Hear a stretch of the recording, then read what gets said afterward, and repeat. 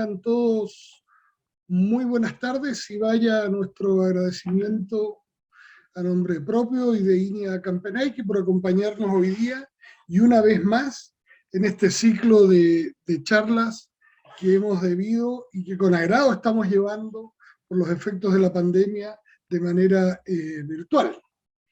Antes de comenzar, quiero permitirme 2 minutos como miembro de esta comunidad ganadera magallánica y como magallánico. Quiero compartir con ustedes una noticia que obviamente de alguna manera nos acongoja, y es el fallecimiento de un destacado y querido ganadero, amigo de nuestro INEA Campenaike desde hace más de 30 años, es don Néstor Gallardo Vergara, de la estancia Vega Castillo, allá en Última Esperanza. Don Néstor formó parte y fue socio fundador del GTT Última Esperanza, el GTT más emblemático que ha manejado INEA Campenaike, y con los que tuve la suerte de formarme como transferencista por muchos años, y con muchas pasadas en esa casa, siempre acogedora, llena de afectos. Don Néstor, un hombre intachable, bueno, como le dije hoy día a su viuda, un viejo lindo y un viejo querido. Así que sin duda que se le va a extrañar. Así que vaya para él un reconocimiento en el día de hoy. Gracias por permitirme este minuto en este momento, pero me parece que era importante hacerlo hoy día en un lugar y en un público que es del sector y que nos acompaña hoy día. Bueno, vamos a comenzar presentando a nuestra expositora. Ella es Camila Sandoval Torres. Camila ya es conocida por varios de ustedes, ha participado en varias charlas, siempre con esa buena voluntad que la caracteriza. Camila se graduó como médico veterinario de la Universidad de Chile en el año 2013. En agosto de 2019 finalizó su doctorado en Texas A&M University en el estado de Texas, Estados Unidos, una de las universidades más prestigiosas en el área de agricultura de ese país. Allí Camila se especializó en fisiología reproductiva, particularmente enfocada en el área de programación fetal, estudiando los efectos de la restricción nutricional gestacional en ovinos y sus implicancias en el desarrollo muscular. En marzo de 2020, Camila se integra al equipo de INEA Campenaike como investigadora en reproducción animal y actualmente es, además, la líder del grupo de mejoramiento genético y reproducción animal de INEA. Quiero agradecerte, Camila, voy a aprovechar de contar como anécdota que llegaste a Magallanes con la mochila llena de ilusiones un sábado 14 de marzo del año pasado, lista para hacer mucho terreno y para trabajar mucho. El día domingo 15, Camila tomó el departamento que hasta hoy día ocupa para vivir, y el lunes 16 se declara cuarentena en Punta Arenas, así que la mochila llena de ilusiones se ha mantenido llena, pero cerradita todavía, pero esperamos, Camila, que nos acompañes por muchos años en Magallanes y podamos ir sacando esas ilusiones y todos esos planes que traes en mente. Así que sin más, muchas gracias, Camila, por tu aporte una vez más, y te dejamos aquí en escena. Muchas gracias, Raúl, por la presentación, y aprovecho de agradecer, por supuesto, a todos los participantes. Así que ahora vamos a compartir las diapositivas para poder partir la charla. Si me puedes confirmar, Raúl, si se está viendo bien la presentación, por favor. Sí, Cami, se está viendo bien, y quiero aprovechar, mientras la terminas de cargar, de avisarle a la audiencia que las preguntas se van a realizar a través del chat que tienen en la barra de herramientas de abajo de esta plataforma Zoom. Por favor, vayan haciendo sus preguntas y yo las voy a dirigir hacia el final de la presentación. Gracias, Raúl. Bueno, la temática que nos convoca el día de hoy, como muchos de ustedes ya saben, es discutir algunos aspectos para la selección de reproductores ovinos previo al encaste. Lo primero es discutir por qué es importante hacer esto.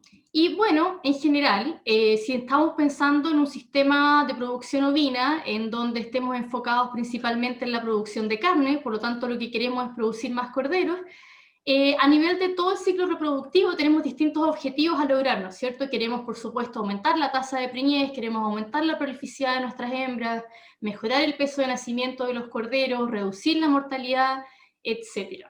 ¿Ya? La gran pregunta no es qué queremos lograr, sino que es cómo logramos esto, y por supuesto que hay un sinnúmero de recomendaciones, y sin embargo, acá cobra particular relevancia partir el ciclo reproductivo de la mejor manera posible. Y eso se relaciona precisamente con seleccionar los mejores reproductores, tanto en los machos como en las hembras, para que nos evitemos posibles ineficiencias futuras que se agregan al ciclo reproductivo cuando no seleccionamos los reproductores adecuados, ¿ya? En el fondo, entonces, es importante hacer esto para poder partir de la mejor manera posible. Partamos entonces discutiendo algunos aspectos sobre la evaluación y selección de machos previo al encaste, ¿ya? La primera pregunta a responder acá es ¿cuándo hacerlo? Y aquí hay recomendaciones que varían, ¿ya? Entre los 60 días antes del encaste, que es la que estoy sugiriendo yo, versus un mes previo al encaste, ¿ya?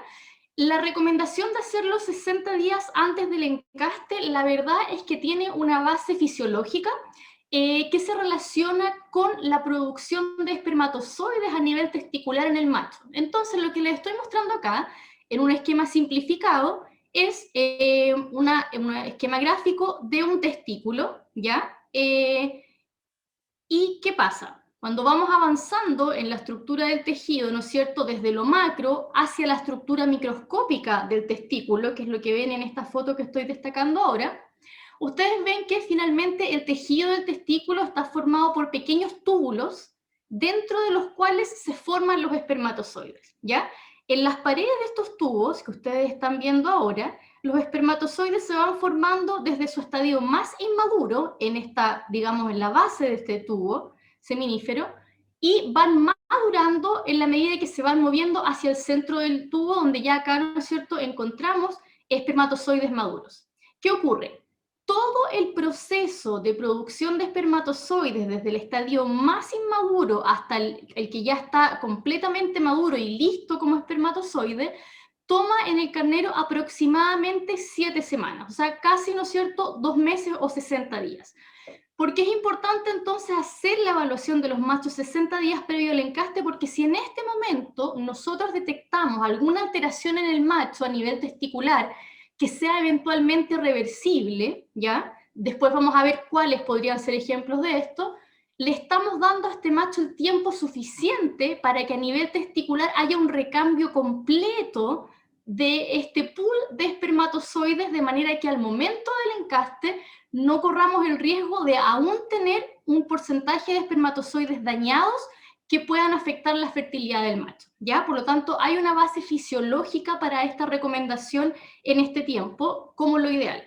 Un ejemplo de algo que podríamos encontrar que es reversible es cuando un animal, por ejemplo, lo encontramos 60 días previo al encaste con un cuadro febril, ¿ya?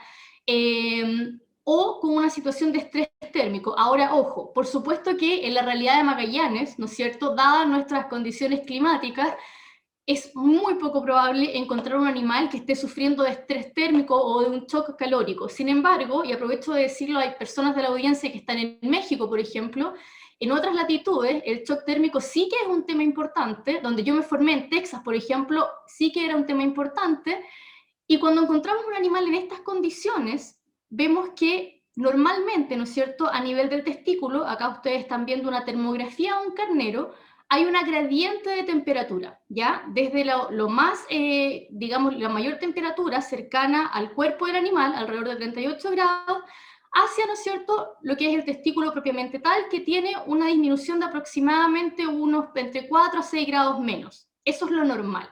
Cuando el animal está en estrés térmico, o por ejemplo, cuando está cursando con un cuadro de fiebre, la capacidad de termorregulación del animal se puede alterar y se altera la temperatura del testículo. En ese caso, todos los espermatozoides que están en el testículo en ese momento pudieron haberse visto afectados porque son muy sensibles a la temperatura.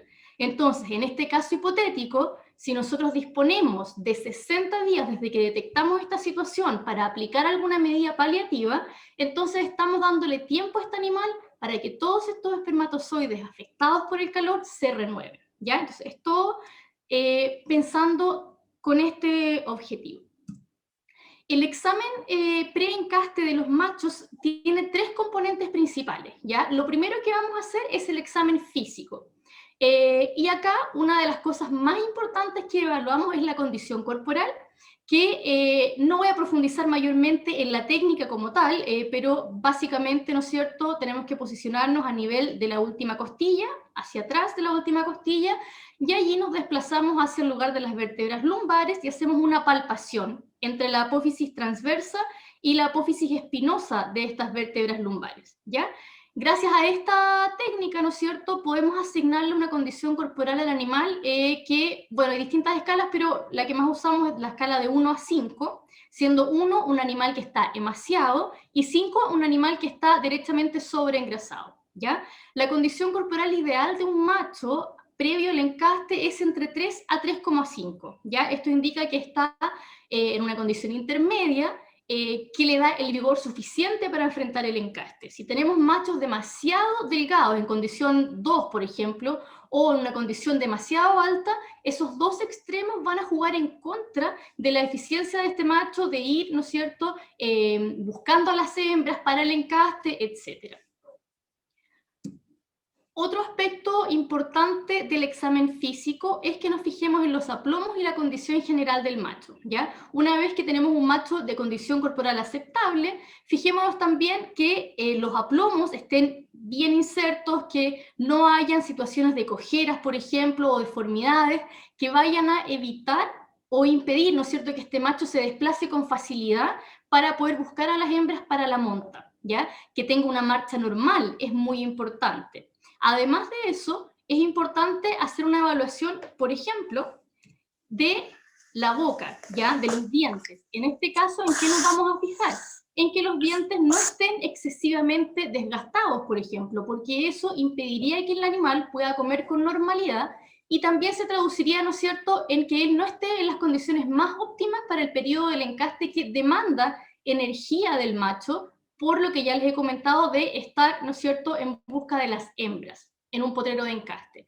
Ahora, ojo, la evaluación de la boca, ¿no es cierto?, y del estado de la dentadura, también puede servir para evaluar la edad de los animales. Sin embargo, en un sistema, ¿no es cierto?, que está manejado óptimamente, la verdad es que no debería ser una mayor preocupación la edad de los machos, porque nosotros debiésemos estar reemplazando al macho cada 2 a 3 años. No por un tema de su performance reproductiva, sino que por un tema de evitar problemas de consanguinidad, ¿ya? Que es cuando el macho empieza a cruzarse con las hembras, que son hijas del mismo, y se empieza a aumentar el parentesco del rebaño. Por lo tanto, en este punto, ¿no es cierto?, la cronometría dentaria no cobra ese nivel de importancia. Otra cosa que vamos a revisar es que el macho tenga una vista normal, que no haya ninguna alteración ocular que le impida ver, y que haya ausencia de otros signos de enfermedad, como por ejemplo que no hayan descargas nasales excesivas, síntomas de diarrea, etc. ¿Ya? Una vez que el animal ha pasado el examen físico, que digamos es como el primer gran filtro, vamos a pasar a la siguiente fase de la evaluación de machos reproductores, que es el examen del aparato reproductivo. ¿Ya? Acá tenemos diferentes componentes. Uno de ellos, el que se muestra en esta imagen, es la medición del perímetro escrotal, ¿ya? Esta medición entrega una información muy útil y es muy simple de realizar. Como ustedes lo ven ahí, lo ideal es realizarlo con el macho de pie, ¿ya? Podemos utilizar esta cinta escrotal, que es simplemente una wincha de medir, ¿ya? Que tiene esta estructura como un cinturón que facilita la medición. La ponemos en la parte más ancha del perímetro escrotal y se realiza la medición sin apretar demasiado. Y de esa manera ya tenemos esta evaluación de perímetro escrotal lista. ¿Cuáles son los criterios para clasificar a un macho en base a esta medición? Primero, va a depender de la edad, ¿ya? Si es un carnerillo que esté en menos de 14 meses, el punto de corte va a ser 30 centímetros. Si el animal tiene más de 30 centímetros o 30, se clasifica como satisfactorio, o excelente si tiene más de 33 y por lo tanto está aprobado para la reproducción.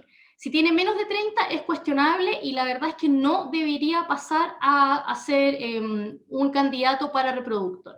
En el caso de machos mayores a 14 meses, el criterio de corte se establece en 33 centímetros y funciona de la misma manera. De 33 o más, el macho está aprobado para pasar a la reproducción, ¿ya?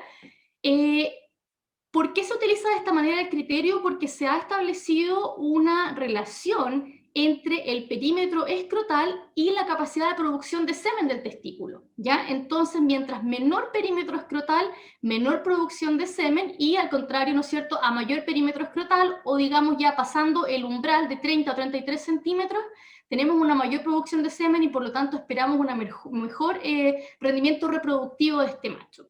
Otra cosa que también se ha encontrado en la literatura es que hay una correlación entre el perímetro escrotal y la edad en la que las hijas de este macho alcanzarían la pubertad, describiéndose que a mayor perímetro escrotal, las hijas de estos machos alcanzarían la pubertad a una menor edad, respetando todas las salvedades, ¿no es cierto?, que hay factores ambientales, por supuesto, que van a influir en esto, pero se ha detectado una correlación. Entonces, es una medida muy simple que nos entrega informaciones muy útiles a la hora de decidir.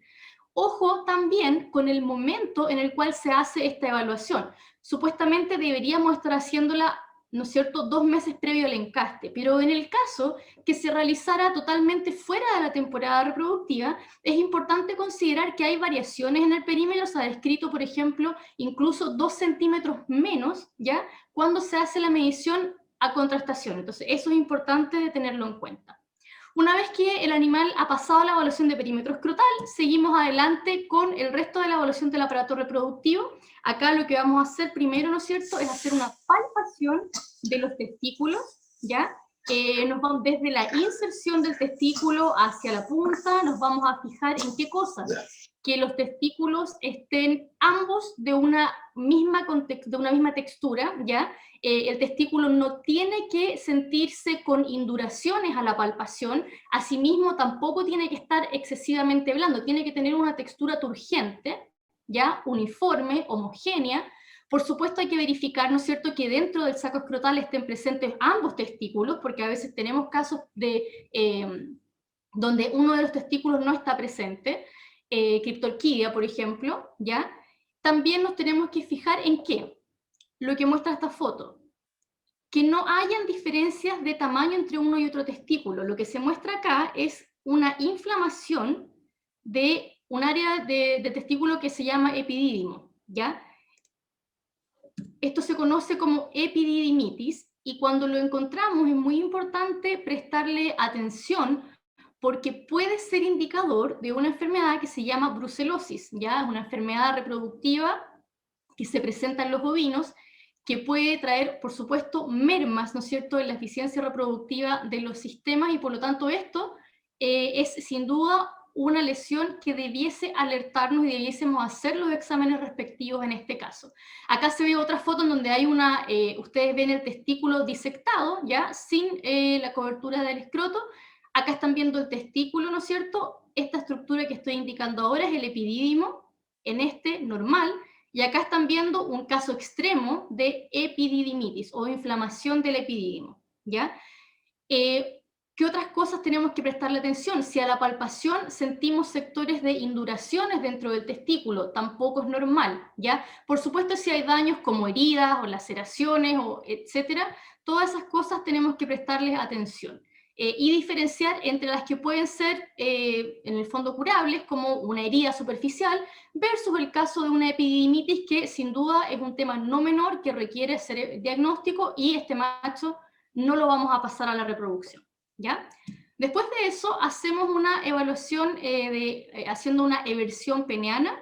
¿Qué vamos a hacer acá? Vamos a evaluar la integridad del pene en términos de las mucosas, que estén rosadas e hidratadas, que no haya a la eversión evidencia de ninguna herida o laceraciones, ¿ya? Que no hayan tampoco dificultades para la eversión peniana, que puede ser consecuencia de una adherencia, que puede venir a su vez de algún golpe previo, etcétera, ¿ya? Y lo otro que es muy importante revisar es que hay una parte que se llama apéndice filiforme, que se los estoy mostrando ahora con el puntero, que debe estar íntegro, ¿ya? En la literatura se describen distintas funciones y, sin embargo, una de las que resalta es que este apéndice filiforme ayudaría a diseminar el semen en el aparato reproductivo de la hembra y, por lo tanto, tiene que estar íntegro para lograr, ¿no es cierto?, una monta y encaste adecuado.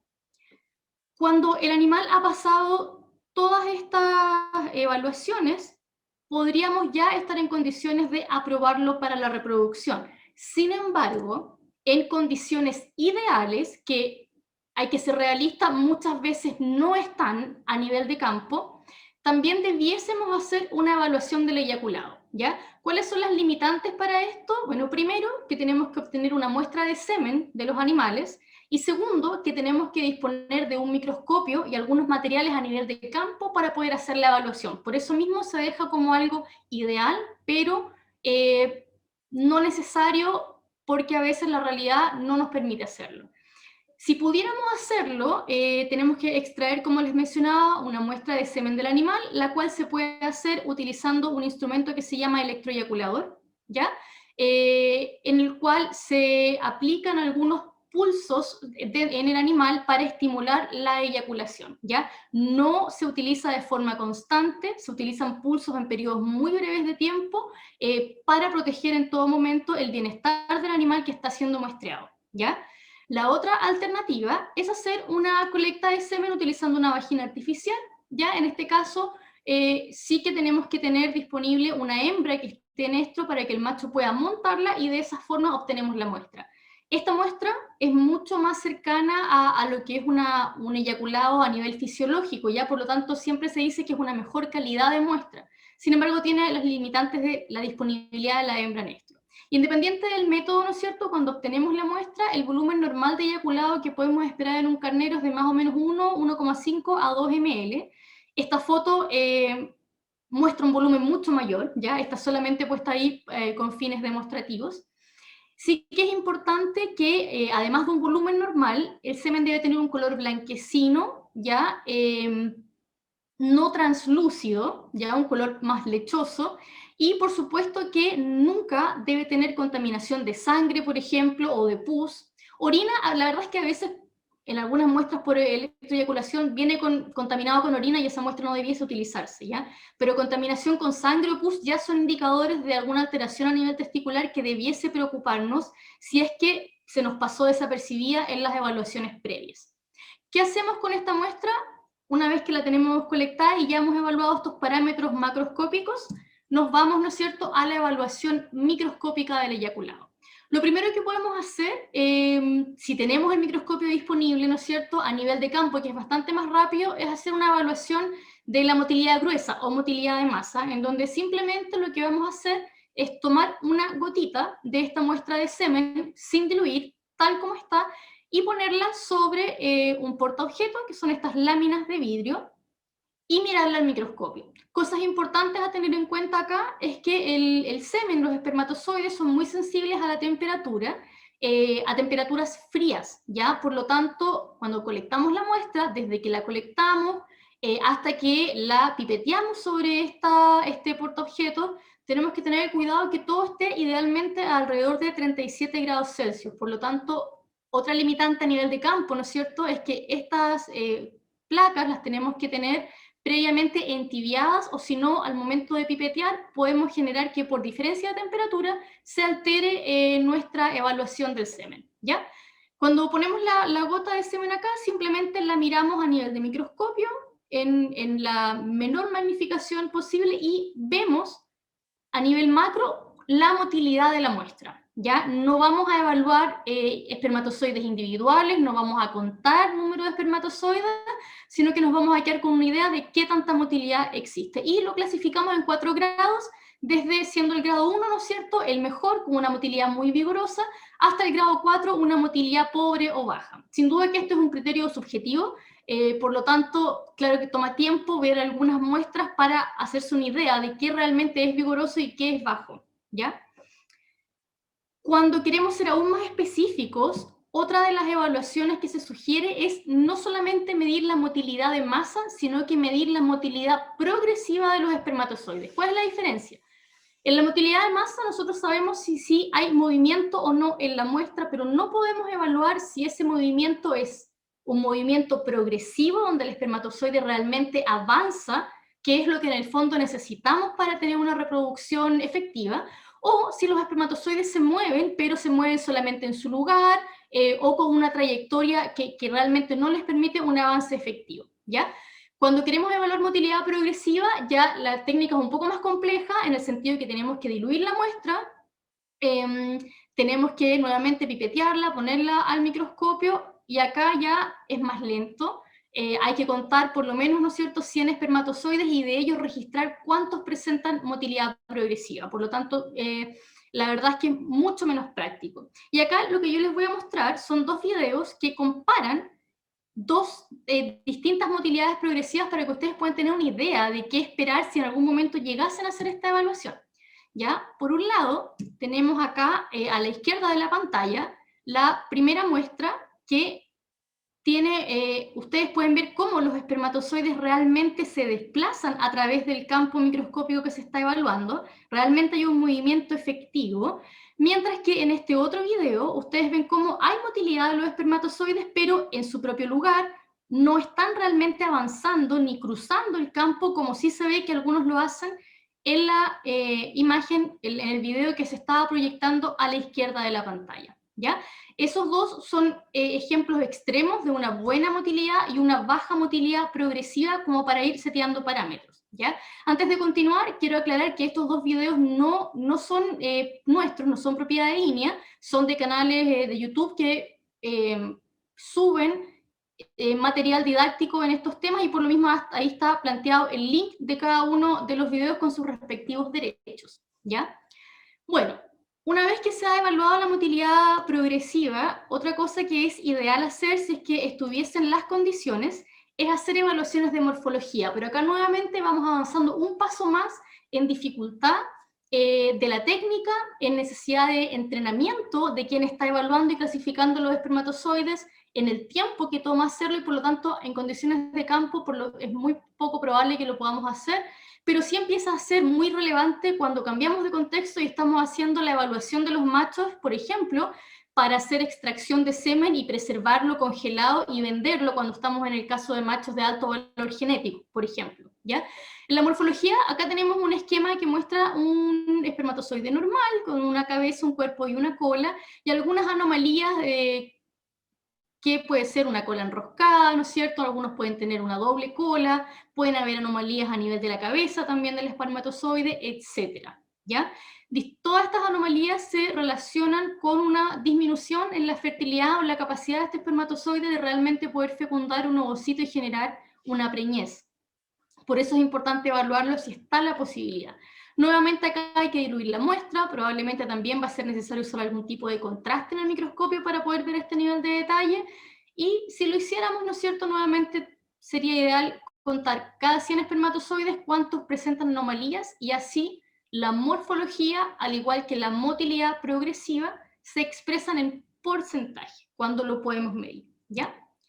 Entonces, en resumen, de todo lo que vimos para evaluación y selección de los machos pre-encaste, lo primero, ¿no es cierto?, primer filtro, examen físico y examen externo del aparato reproductivo. Los animales que han pasado estos dos filtros, ¿no es cierto?, se van a clasificar en excelentes, satisfactorios o cuestionables, ¿en base a qué? Al perímetro escrotal, que ya lo vimos, ¿no es cierto?, depende de la edad, si va a establecer un punto de corte en 30 centímetros o 33 centímetros en el caso de un macho mayor de 14 meses. Y si es que tenemos la posibilidad de hacer evaluación de motilidad y morfología, entonces acá están los parámetros diciendo que para motilidad progresiva tiene que haber más de un 30% para que ese macho sea aceptable para la reproducción, y en morfología tiene que haber más de un 70% de espermatozoides de morfología normal para que esto sea aceptable, ¿ya? Cuando no hacemos las mediciones cuantitativas y simplemente podemos mirar al microscopio y hacer la motilidad de masa y hacer esta evaluación subjetiva en 4 grados, también, ¿no es cierto?, podemos decir que el grado 1, 2 y 3, que va desde excelente hasta aceptable, serían, ¿no es cierto?, razonables de aprobar para la reproducción. ¿Qué otra cosa es importante? Que aquellos animales que cuando hicimos la evaluación de los reproductores, idealmente 60 días previo al encaste, fueron reconocidos como cuestionables por una condición reversible, por ejemplo, no sé, que en ese momento estaba en una baja condición corporal y no hay muchos más machos disponibles, por lo tanto el productor quiere tratar de mejorar la condición animal, o una enfermedad temporal o una herida superficial que se puede tratar. Entonces estos animales pueden, al momento de la primera evaluación, establecerse, ¿no es cierto?, un programa de mitigación según el problema que se encuentre y deben reevaluarse en un periodo de 60 días antes de tomar la decisión final, ¿ya? En el caso que el productor quiera hacerlo, también es posible que el productor, si puede, ¿no es cierto?, decida simplemente eliminar ese macho, depende del sistema. Entonces, ahora pasemos a la evaluación y selección de las hembras previo al encaste, que es, ¿no es cierto?, la otra mitad que nos va a determinar la eficiencia y qué tan exitosos somos cuando iniciamos el encaste en un sistema ovino. En el caso de las hembras, la recomendación es 1 a 2 meses antes del encaste. La verdad es que acá no hay necesariamente un motivo fisiológico tan riguroso como el que les expliqué para el caso de los machos. Un mes antes del encaste probablemente está bien. También depende mucho de la condición en la que nosotros sabemos que nuestras hembras vienen. Ya si sabemos que vienen de repente en una condición corporal muy baja, que no están en una condición ideal, podemos hacerlo 2 meses antes del encaste solo para tener un poco más de tiempo para montar eventuales medidas de mitigación, ¿ya? En el caso de las hembras, la verdad es que el examen es bastante más simple que en el caso de los machos, porque, bueno, acá no tenemos, ¿no es cierto?, la posibilidad de hacer una evaluación externa del aparato reproductivo, por lo tanto, simplemente nos enfocamos en un examen físico, en donde una de las cosas más importantes es el estado general y la condición corporal de la hembra, ¿ya? En el estado general es lo mismo que antes, ¿no es cierto? Nos fijamos que la hembra pueda ver, que los aplomos no tengan problemas, que no hayan cojeras, etc. En la condición corporal, nuevamente, ¿no es cierto?, utilizando la escala de 1 a 5, el ideal es de 3 a 3,5. Ahora, es el ideal, pero por supuesto que esto también depende del sistema. O sea, en sistemas como los de Magallanes, en donde sabemos que la nutrición es una gran limitante, a lo mejor no es demasiado común que tengamos hembras en condición 3,5 al encaste, ¿ya? Por eso se dice ahí lo ideal, pero en nuestros sistemas, ¿no es cierto?, la idea es que nos acerquemos a esto lo más posible. En el caso de las hembras, la condición corporal es muy importante porque no se relaciona solamente con la capacidad de la hembra de enfrentar bien el encaste, sino que se correlaciona directamente con la prolificidad de la hembra, ¿ya? También tiene una correlación con evitar pérdidas embrionarias tempranas, o en realidad, ¿no es cierto?, evitar el retorno al estro después de que ha sido montada la hembra, ¿ya? Y también, ¿no es cierto?, una condición corporal entre 3 a 3,5 al encaste, cuando la hembra está iniciando el periodo de gestación, significa que ella tiene buenas reservas para enfrentar la preñez, que es, ¿no es cierto?, el siguiente capítulo y que va a ser muy demandante en términos nutricionales y por lo tanto nos estamos asegurando de que ella parta de la mejor forma posible. Una vez que hemos hecho, ¿no es cierto?, la evaluación de condición corporal y hemos filtrado a las hembras de acuerdo a nuestro estándar, también tenemos que hacer un examen dentro del examen físico, el boqueo, que acá sí que va a ser importante como una forma de evaluar la edad de las hembras, ¿ya? O la cronometría dentaria. En un sistema, ¿no es cierto?, que está manejado en forma óptima, nosotros no deberíamos tener hembras por sobre los 5 a 6 partos como máximo en el sistema, por lo tanto nunca deberíamos ver hembras como la imagen que estoy destacando ahora, con esa dentadura totalmente desgastada, que es indicador de animales muy probablemente, ¿no es cierto?, de edad avanzada. Entonces, primero, ¿no es cierto?, nos fijamos en la edad y en el estado de la dentadura, ¿ya? Nuevamente, una dentadura que esté así de desgastada no le permite a la hembra comer de forma eficiente y eso, en el caso de la hembra, no es importante solamente para el encaste, sino que es algo que la va a afectar durante toda la gestación. Acá hay un cuadro simplemente que resume la cronometría dentaria. No me voy a detener mayormente en esto porque la verdad es que está disponible en muchos lugares, pero simplemente tener en cuenta que en el caso de la hembra es importante clasificarlas por edad y hacer, ¿no es cierto?, este reemplazo ideal del 20% anual de las hembras de mayor edad del rebaño con hembras de reemplazo, ¿ya? Entonces, una vez que tenemos las hembras clasificadas de esta forma, otra cosa en la que también es importante fijarse es en el estado de las ubres, ¿ya? En el caso que sea una hembra que está recién seleccionándose, por ejemplo, para ver si se va a quedar o no como reemplazo y se va a entrar al sistema de esa forma, es importante ver la inserción de la ubre, ¿ya? Que no sean ubres muy pendulosas, que de repente al caminar pueden golpearse con las patas de la hembra, que tengan una buena inserción, ojalá que no tengan pezones supernumerarios, son algunas de las condiciones ideales. Sin embargo, lo más fundamental cuando estamos haciendo la evaluación pre-encaste es que no encontremos signos de mastitis en las ubres. Signos de mastitis son, por ejemplo, diferencias de tamaño, induraciones, ¿no es cierto?, inflamaciones, enrojecimiento, como se ve acá, que evidentemente, ¿no es cierto?, a lo mejor no van a alterar la capacidad de la hembra de quedar preñada en el encaste, pero obviamente van a alterar su capacidad de generar una buena lactancia y por lo mismo de criar un cordero. Por lo tanto, estos animales deberían eliminarse como candidatos a ingresar al encaste. Ahora, lo que les comenté, ¿no es cierto?, es lo que hacemos en general para las hembras que ya son parte del rebaño. Sin embargo, tenemos que detenernos un poco más cuando nos toca tomar la decisión de si nuestro grupo de borregas, que empiezan a ser, ¿no es cierto?, nuestro grupo de hembras de reposición, deben ser encastadas o no en su primera temporada reproductiva. Es decir, ¿no es cierto?, alrededor de los 6 a 7, 8 meses, cuando ellas debiesen estar recién presentando la pubertad, que, ¿no es cierto?, por la actividad reproductiva de las ovejas, que va asociada al fotoperíodo, este momento de 7 a 8 meses de presentación de pubertad coincide con el primer fotoperíodo permisivo, en donde ellas tienen, ¿no es cierto?, la posibilidad de manifestar esta actividad reproductiva. Lo primero, ¿no es cierto?, en esta decisión de decidir si las borregas se encastan o no, hay ventajas y desventajas que se han planteado en distintos documentos y en distintas experiencias. Obviamente, la mayor ventaja, ¿no es cierto?, es que vamos a tener una mayor producción de corderos en el predio porque vamos a estar ingresando un grupo de hembras a la reproducción que, en el caso contrario, ¿no es cierto?, se quedarían por un año más sin producir nada. Por lo mismo, ¿no es cierto?, vamos a tener mayores ingresos. Otros autores también lo han asociado con que poner a estas hembras antes, dentro del ciclo reproductivo, nos reduce finalmente la emisión de gases invernadero del sistema por un efecto de dilución. O sea, no tenemos hembras improductivas por un año dentro del sistema que están emitiendo gases invernadero durante todo ese tiempo, ¿ya? Las desventajas también se han descrito, ¿no es cierto? Primero, las borregas tienen un rendimiento reproductivo variable y sin duda que inferior al esperado para una oveja de segundo parto o tercero o cuarto, que es cuando están en el pic de su capacidad reproductiva. También se ha descrito, ¿no es cierto?, que la progenie de las borregas al nacimiento, los corderos tienden a presentar una mayor mortalidad y menores pesos de nacimiento. Y finalmente, ¿no es cierto?, se cuestiona mucho, se discute mucho en la literatura y también a nivel de productores cuáles son los potenciales efectos negativos que puede tener para la siguiente temporada reproductiva de la borrega el hecho que la estemos encastando a los 6 a 7 meses.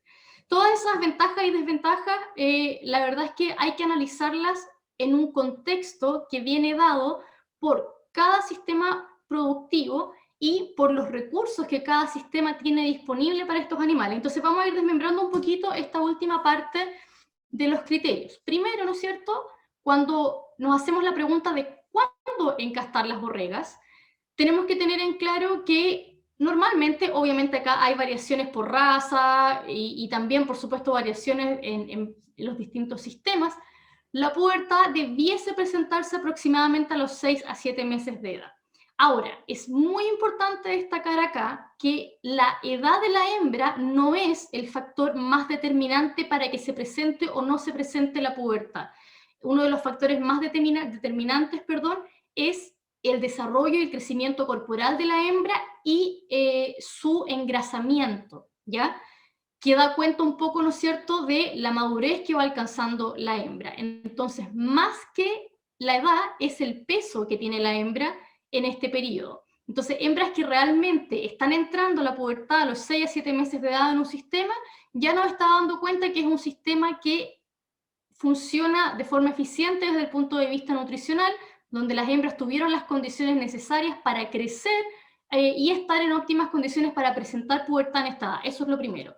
Lo segundo es que la presentación de pubertad no implica necesariamente que la hembra ya tenga la madurez fisiológica para iniciar la reproducción, ¿ya? Y allí se hace una salvedad en donde lo ideal es que la hembra haya alcanzado al menos el 60% del peso adulto promedio para la raza para decir que es razonable incorporar a esta borrega a la reproducción a los 7 a 8 meses en su primera temporada reproductiva, ¿ya?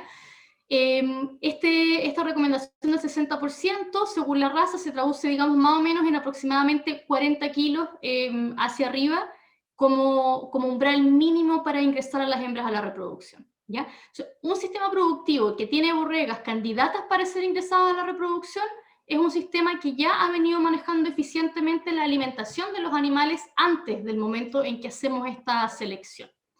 Cuando decidimos encastar las borregas, también es importante para la decisión que vamos a hacer tener súper claro que estas hembras tienen dos desafíos muy importantes cuando entran al encaste y quedan preñadas. Primero, ellas aún están en crecimiento, por lo tanto van a tener que completar su desarrollo propio, al mismo tiempo que van a tener que sustentar el crecimiento y desarrollo del cordero, ¿ya? Por lo tanto, es un desafío importante el que tienen que experimentar estas borregas, y hay que tener esto en mente. ¿Por qué? Porque cuando nosotros decidimos ingresar las borregas al encaste, tenemos que tener presente que primero, lo más común es que ellas presenten estros más breves, que presenten una conducta de estro menos manifiesta, por lo tanto que hagan que el encaste pueda ser menos eficiente. Además, las borregas usualmente van a presentar menores tasas de ovulación, independiente de que hayan alcanzado el peso mínimo, etc. También presentan menores tasas de preñez, usualmente, esto comparado con hembras de segundo, tercero o cuarto parto, ¿ya? Además, se ha descrito que los corderos producidos por las borregas tienen un menor peso al nacimiento que los de hembras maduras, y también, ¿no es cierto?, tienen mayores pérdidas embrionarias, que se relacionan un poco con menores tasas de preñez. Por lo tanto, dicho eso, tenemos que tener en claro que cuando encastamos borregas tenemos que esperar una menor eficiencia reproductiva y una menor producción de corderos por hembra versus las hembras maduras, ¿ya? Sin embargo, de todas formas, si lo podemos hacer de forma eficiente, estamos produciendo más corderos de los que habríamos producido sin encastar las borregas a esta edad. Y finalmente, ¿no es cierto?, un tercer criterio que se cuestiona mucho en la decisión de encastar o no borregas en su primera temporada, que vendría siendo a los 7 a 8 meses, es cuáles son las consecuencias que esto me puede traer para las temporadas reproductivas futuras de esta borrega. ¿Cuánto se va a resentir su capacidad por encastarlas ahora versus, ¿no es cierto?, no encastarlas a los 6 a 7 meses, mantenerlas por un año más en el campo y encastarlas a los 20 meses, que es lo que ocurre más comúnmente en muchos sistemas de Magallanes, por ejemplo, por temas nutricionales. Entonces acá brevemente les voy a comentar un estudio que se enfocó precisamente en responder esta pregunta, en donde ellos pusieron dos grupos de borregas, ¿ya?, que se manejaron en la misma situación nutricional, en el mismo potrero, siempre juntas, excepto que a una parte de esas borregas, cuando alcanzaron, ¿no es cierto?, la pubertad a los 7 a 8 meses, las encastaron en esa primera temporada reproductiva, mientras que las otras se mantuvieron sin encaste, siguieron su desarrollo, ¿ya? Después del encaste, ambos grupos volvieron a juntarse, se pusieron en un mismo potrero, misma condición nutricional, hasta que vino la época de parto, en donde las hembras encastadas se separaron temporalmente, se pusieron en un potrero de parto, y luego de eso volvieron a juntarse con las hembras que no estaban encastadas y se mantuvieron en el mismo potrero, bajo las mismas condiciones, hasta que llegó la segunda temporada reproductiva para este grupo que ya había tenido una primera aparición, y la primera temporada reproductiva para este grupo de borregas que ahora tienen 20 meses y que nunca han sido encastadas previamente, ¿ya? En esta comparación, en donde ambos grupos se mantuvieron con el mismo nivel nutricional en la mayoría de los periodos, ya donde no hubo una suplementación particular a estas borregas, se encontró que las borregas que se encastraron a los 7 a 8 meses efectivamente llegaron a su segunda temporada reproductiva con un menor peso vivo, también con una menor condición corporal, y sabemos que esos dos factores afectan negativamente la reproducción, y también mostraron una mayor repetición de estros al encaste. Por lo tanto, efectivamente hubo un efecto negativo. Sin embargo, este estudio demuestra, ¿no es cierto?, lo que está recomendado en muchos paquetes tecnológicos que también ha diseminado INEA, es que lo que ayuda a mitigar estas condiciones negativas es realizar una alimentación preferencial a las borregas durante la gestación, ojalá durante el último tercio, ¿no es cierto?, si hay que priorizar, y durante la lactancia ponerlas, si es que existen, por ejemplo, potreros rezagados, o se pueden mejorar las condiciones.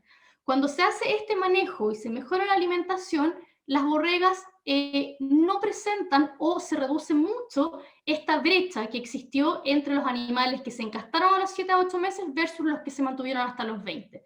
Por lo tanto, ¿no es cierto?, en resumen, lo fundamental para decidir si vamos a encastrar o no las borregas depende de qué recursos alimenticios tengamos en nuestro sistema para asegurarnos que estamos dándole a ella todos los requerimientos nutricionales para enfrentar este desafío de forma exitosa. Y finalmente, solamente como una curiosidad, les quiero comentar que a pesar de que aumentar, ¿no es cierto?, el nivel nutricional de las borregas tiene un efecto positivo, este efecto solamente llega hasta un punto umbral, ¿ya? Porque se ha descrito también un efecto paradójico en las borregas de la sobrealimentación. Ahora, esto en condiciones que en un sistema productivo probablemente no se van a dar, porque es un modelo experimental en donde a las borregas preñadas se les entrega el doble de sus requerimientos nutricionales, lo cual en un sistema por temas económicos es muy poco probable. Pero cuando eso ocurre esta paradoja en el cual la borrega, todos estos nutrientes extras que recibe, los prioriza para su propio desarrollo en desmedro de los nutrientes que se traspasan al feto. Y eso se traduce en que esta cría al nacimiento tiene un menor peso, ya se clasifica como IUGR o como las crías que tienen restricción de crecimiento dentro del útero, y esta condición particular se asocia con un aumento de la mortalidad neonatal, pero también con alteraciones metabólicas postnatales de estas crías y eventuales limitaciones al potencial productivo. Entonces, solamente para tener en cuenta, ¿no es cierto?, que hay un límite fisiológico de respuesta también de estas hembras.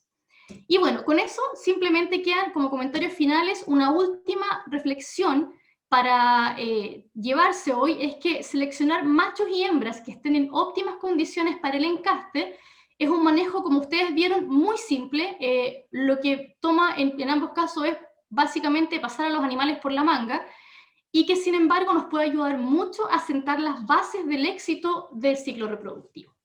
Bien, Cami, muchísimas gracias. La verdad que súper completas todas las respuestas. Vamos cerrando ya en este momento.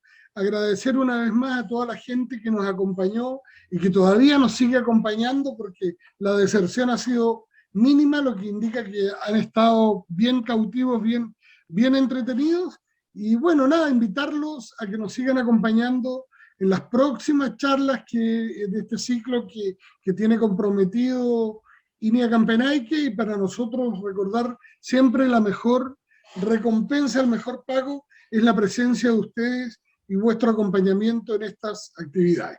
Te hago un pase final por si quieres hacer una despedida y un cierre. Agradecido y hasta pronto a cada uno. Muchas gracias, Raúl. Bueno, por supuesto, sumarme a tus palabras, agradecer a toda la audiencia por su presencia, por la participación también, que siempre para uno como expositor es muy grato ver que hay interacción, que hay interés, así que eso se agradece mucho. Y bueno, invitarlos a las siguientes charlas de Campenaike, que son todas muy buenas, así que ahí en alguna de ellas también nos volveremos a ver durante el año. Bien, gracias a todos y hasta luego. Nos vemos en una próxima.